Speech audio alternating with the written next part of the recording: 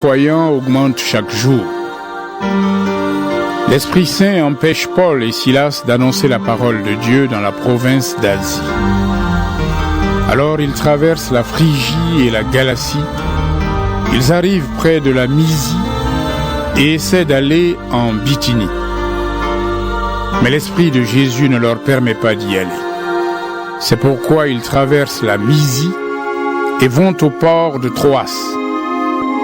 Une nuit, Paul voit en rêve un homme de Macédoine qui est debout. Il demande à Paul avec force: « Passe en Macédoine et viens nous aider. » Tout de suite après cela, nous cherchons à aller en Macédoine. Nous sommes sûrs que Dieu nous appelle à annoncer la bonne nouvelle là-bas. Nous prenons le bateau à Troas et nous allons directement vers l'île de Samothrace. Le jour suivant, nous partons pour Néapolis et de là, nous allons à Philippe. C'est la ville la plus importante de la région de Macédoine et c'est une colonie romaine. Nous restons là quelque temps. Le jour du sabbat, nous sortons de la ville pour aller près d'une rivière. En effet, nous pensons, là, il y a sûrement un lieu de prière pour les Juifs. Nous nous asseyons et nous parlons avec les femmes qui sont réunies à cet endroit. L'une d'elles s'appelle Lydie. Elle est née à Thyatire. C'est une marchande de très beaux tissus rouges et elle adore Dieu. Cette femme nous écoute et le Seigneur ouvre son cœur pour qu'elle soit attentive aux paroles de Paul.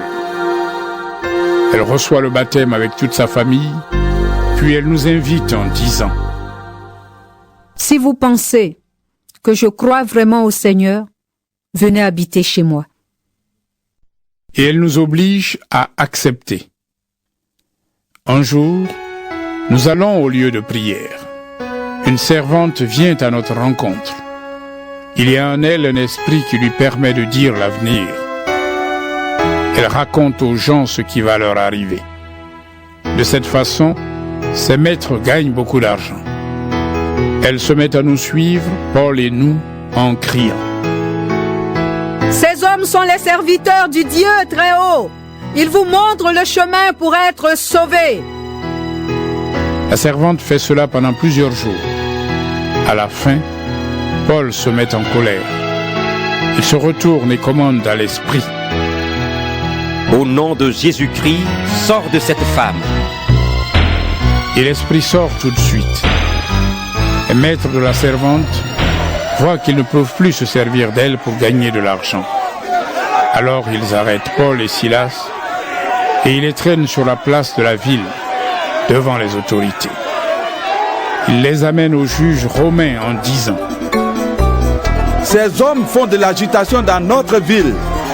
Ils sont juifs et ils enseignent de nouvelles coutumes. Mais nous, les Romains, nous n'avons pas le droit de les accepter ni de les suivre. » La foule se met en colère contre Paul et Silas. Les juges romains font arracher les vêtements des deux hommes et ils commandent qu'on les frappe à coups de fouet. Quand on les a bien frappés, on les jette en prison et on commande aux gardiens de les surveiller avec soin.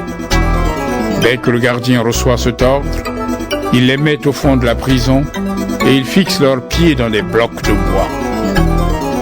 Vers minuit, Paul et Silas sont en train de prier et de chanter les louanges de Dieu. Les autres prisonniers les écoutent. Tout à coup, il y a un violent tremblement de terre. Les murs de la prison se mettent à bouger. Aussitôt, toutes les portes s'ouvrent et les chaînes de tous les prisonniers tombent. Le gardien se réveille, il voit que les portes de la prison sont ouvertes, alors il prend son arme et veut se tuer. En effet, il pense que les prisonniers se sont échappés. Mais Paul crie de toutes ses forces: « Ne te fais pas de mal, nous sommes tous là. » Le gardien demande de la lumière. Il se précipite à l'intérieur de la cellule. Il tremble de peur et se jette aux pieds de Paul et de Silas. Ensuite, il les fait sortir et leur demande: Messieurs, qu'est-ce que je dois faire pour être sauvé? Ils lui répondent. Crois au Seigneur Jésus, alors tu seras sauvé, toi et ta famille. Il lui annonce la parole du Seigneur, à lui et à tous ceux qui vivent dans sa maison. Au même moment, en pleine nuit, le gardien emmène Paul et Silas et lave leurs blessures. Aussitôt, il reçoit le baptême, lui et toute sa famille. Il fait monter Paul et Silas dans sa maison et leur offre à manger. Avec toute sa famille, il est rempli de joie parce qu'il a cru en Dieu. Quand il fait jour, les juges romains envoient des gardes pour dire aux gardiens: Libère ces hommes. Le gardien vient annoncer à Paul: Les juges m'ont commandé de vous libérer. Vous pouvez donc sortir et aller en paix. Mais Paul dit aux gardes: Ils ne nous ont pas jugés et ils nous ont fait battre à coups de fouet devant tout le monde. Pourtant, nous sommes citoyens romains. Ensuite, ils nous ont jetés en prison. Et maintenant, ils veulent nous faire sortir en secret? Eh bien non, ils doivent venir eux-mêmes nous libérer. Les gardes vont raconter tout cela aux juges romains. Les juges ont peur en apprenant que Paul et Silas sont citoyens romains.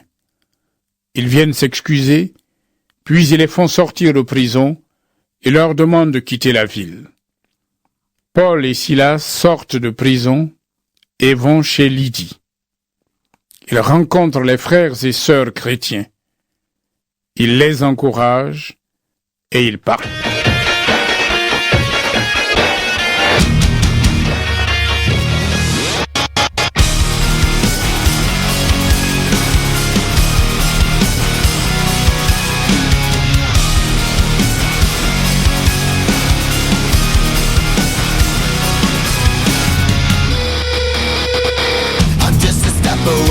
I'm just a breath away, losing my faith today. Falling off the edge today. I am just a man, not superhuman. I'm not superhuman. Someone save me from the haze. It's just another war, just another family torn. Falling from my feet today. Just a step on the edge, just another day in the world we live. I need a hero to save me now. I need a hero.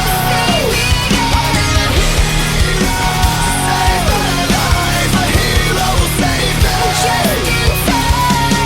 I've gotta fight today to live another day. Speaking my mind today. My voice will be heard today. I've gotta make a stand, but I am just a man. I'm not superhuman. My voice will be heard today. It's just another war, just another family My torn. voice will be heard today. It's just another kill.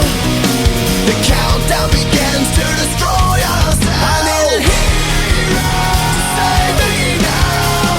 I need a hero. I need a hero to save my life. A hero will save me. Just in I need a hero to save my life. I need a hero just in time. Save me just in time. Save me just in time.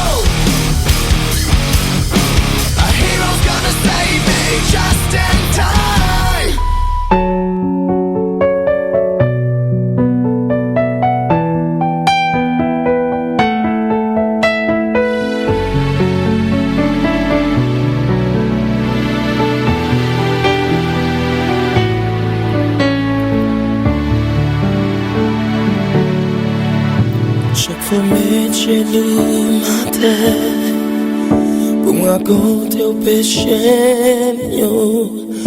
Toujours gon bagay qui m'arrive, qui empêche m'di, qui j'en voulais servir plus bien, sans pas faire aucun désert, sans pas poser aucune question, ni incrédulité.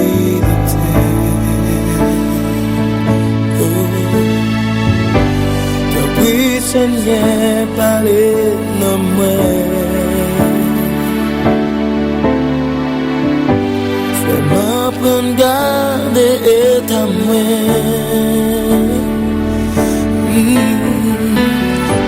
Fais-moi prendre partager avec vous. Pour faire vivre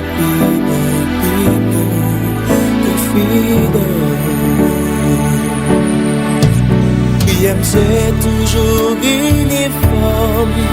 Chaque jour m'a demandé au pardon pour yon seul et pas jamais pas pitié.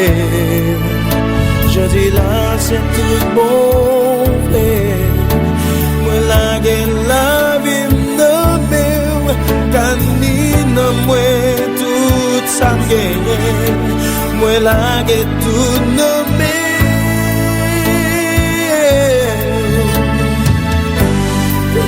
Seigneur, pour your heart, oh, the Seigneur, the décrit,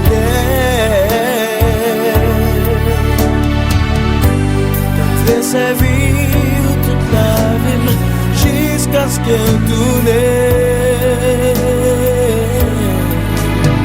Ça c'est prière devant, pas besoin la guerre.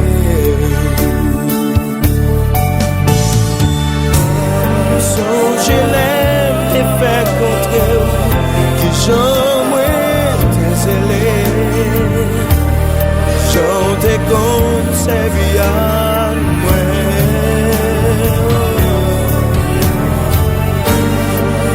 J'en comme mon péché mais je pas montrer. Je dis à me reconnaître homme.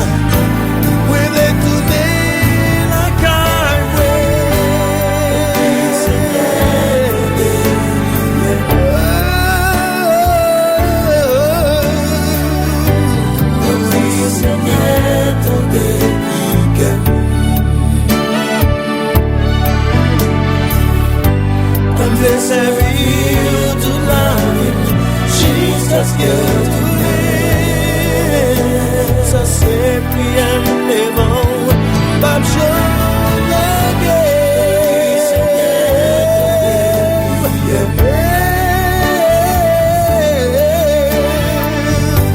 Depuis Seigneur, ton